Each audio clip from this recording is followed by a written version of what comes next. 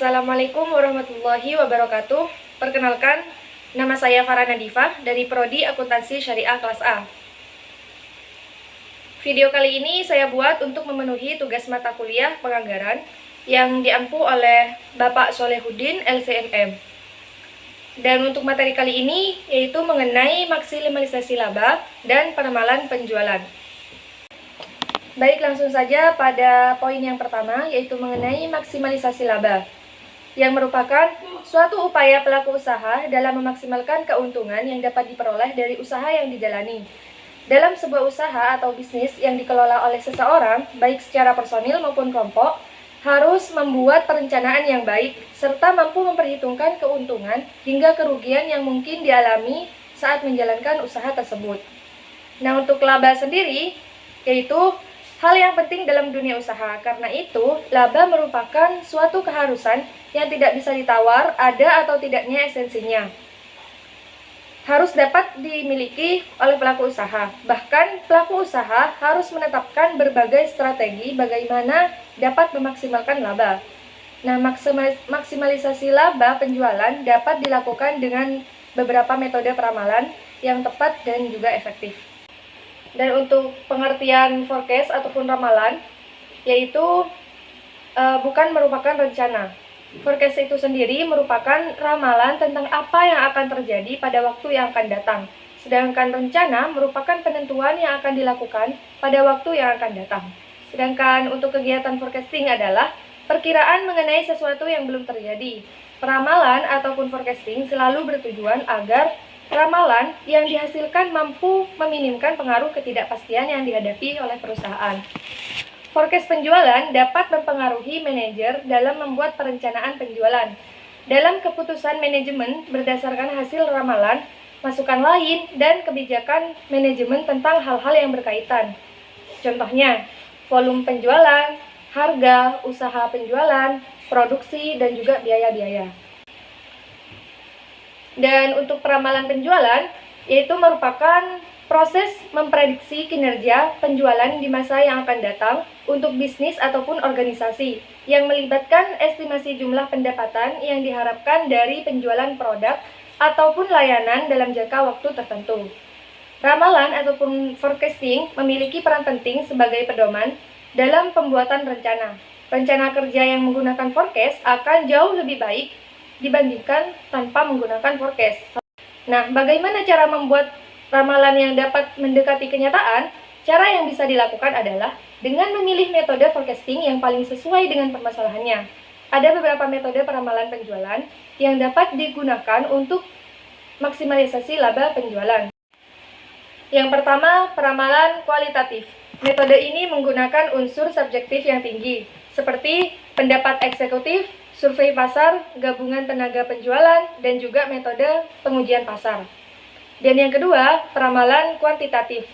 Metode ini menggunakan data masa lalu untuk menemukan pola permintaan, dan berdasarkan pola ini, diproyeksikan besarnya permintaan pada masa yang akan datang.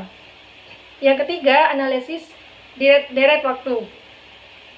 Metode ini menggunakan data jumlah penjualan sepanjang waktu dan menghitung rata-rata dan variasi data tersebut untuk menghasilkan peramalan. Yang keempat, analisis kasual ataupun regresi. Metode ini menggunakan data jumlah penjualan yang berhubungan dengan faktor-faktor yang dapat mempengaruhi permintaan, seperti harga, promosi, dan kondisi ekonomi.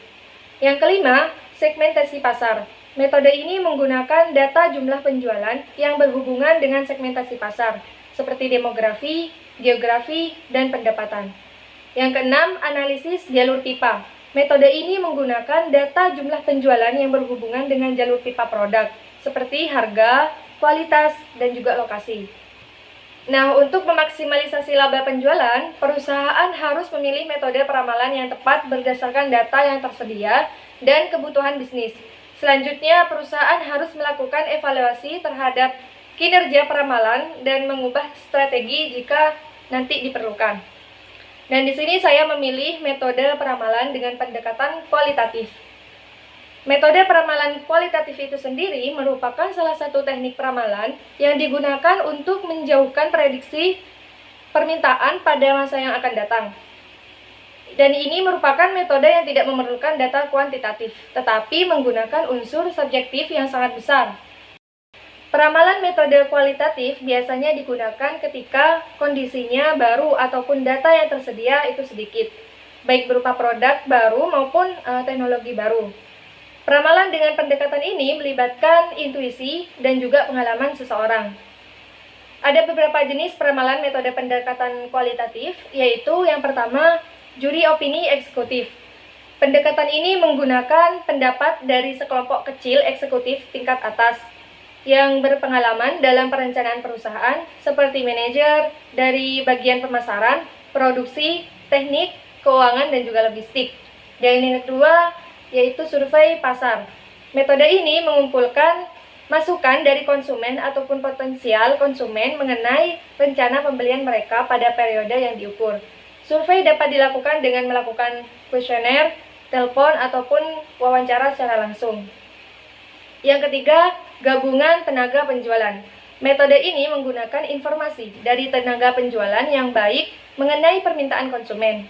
Setiap tenaga penjualan meramalkan tingkat penjualan di daerahnya, yang kemudian dikumpulkan pada tingkat provinsi dan nasional untuk mencapai peramalan menyeluruh.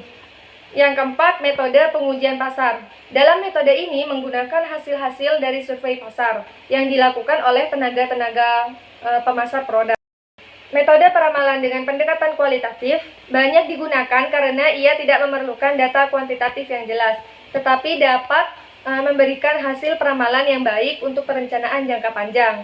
Namun, hasil peramalan yang dihasilkan oleh metode kualitatif lebih subjektif dan lebih tergantung pada pendapat individu, sehingga tidak seakurat dengan metode peramalan kuantitatif yang menggunakan data kuantitatif masa lalu. Sekian penjelasan dari saya, kurang lebihnya mohon maaf. Wassalamualaikum warahmatullahi wabarakatuh. Thanks for watching.